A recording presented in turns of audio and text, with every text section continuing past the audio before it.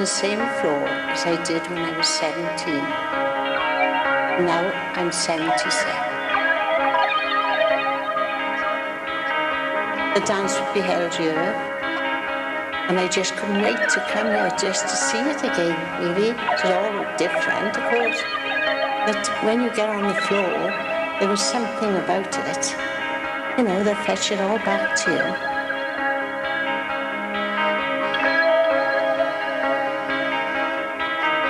Marvellous floor. A marvellous night.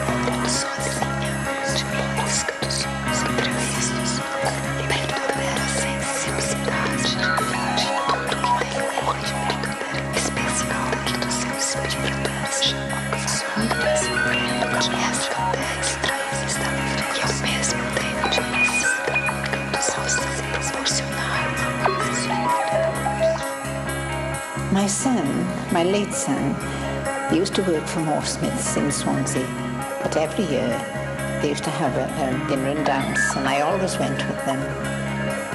And this particular day, or night, they held it in a ballroom in Llanelli, and he was 21.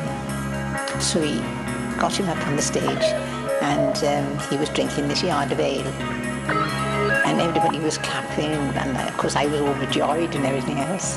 And of course there was a dance. And there was a little sailor there. His father worked for this firm, and he asked me to do the twist with him.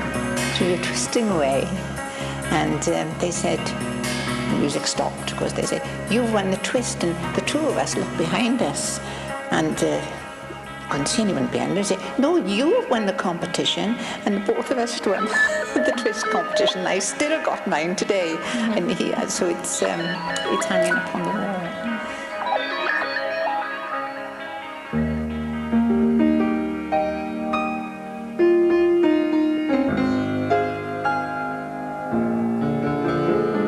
Well, I first met Bill down at the dance club in Ystrad Mynach.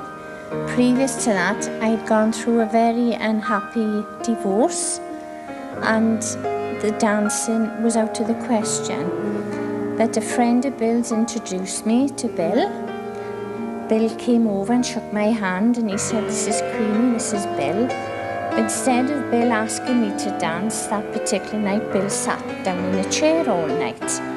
So the previous Sunday, same thing happened again. I thought, well, he's not interested anymore. But anyway, the third Sunday, he plucked up courage and he came over. And he said, "Would you like to dance?" I said, "Oh, you know I'm here at last." So we went on to the dance floor, and then he asked me where I lived, and I told him. So I invited him up for a cup of tea when he came over from G. Harris, and we started from there. So we've been together, how long? 3 years. 3 years. We got engaged on my birthday, and we're hoping now in years to come that we'll finally get married, and that's how we met. And myself, I went on a cruise, landed in a decent few countries.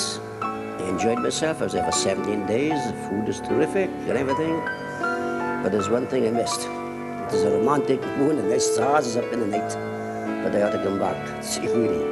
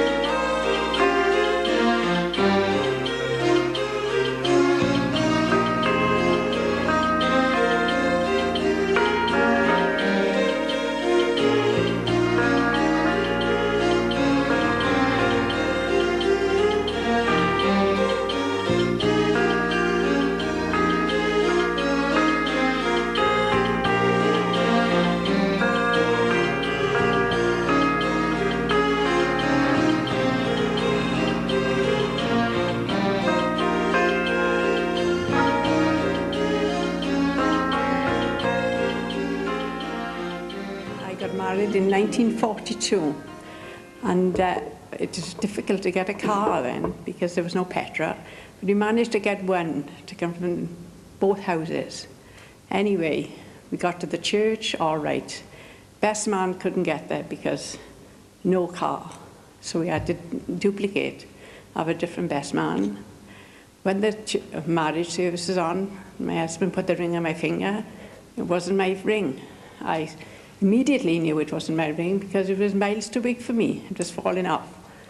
So we got to the marriage service, right, came out to the church, and the first thing I went berserk at my husband. I said, "This is not my wedding ring." He said, "I know it isn't," he said. "It's my sister's." Because your wedding ring is in my mother's home. So anyway, through my married life, I wanted it to be blessed. But we haven't bothered, we just haven't bothered. Anyway, it was my 50th golden wedding, Christmas, and the Dean of Brecon blessed it over Christmas. It took 50 years.